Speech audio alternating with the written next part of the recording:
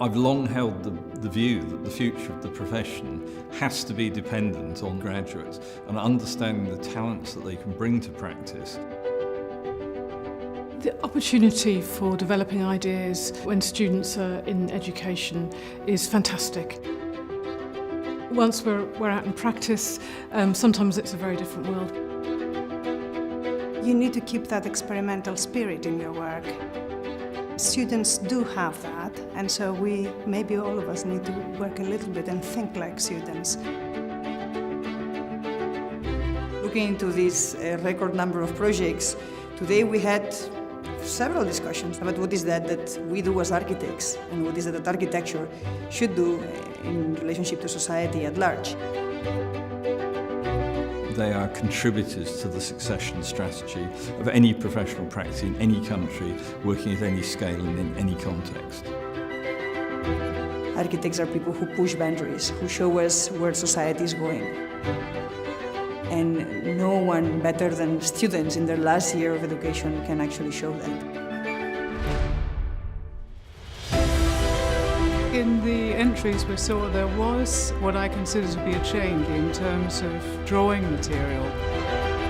It was nice to see that a lot of students were reverting back to taking out a pencil and sketching.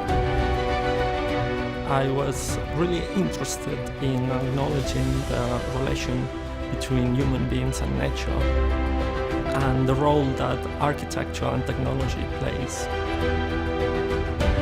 The concerns, I think, are quite pervasive, so they're generally about the good of society.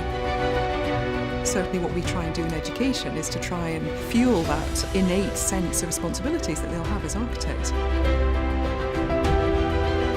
I think just the sheer breadth and depth in terms of how they had sort of interrogated their briefs, and also just how they had conveyed their ideas within their portfolios.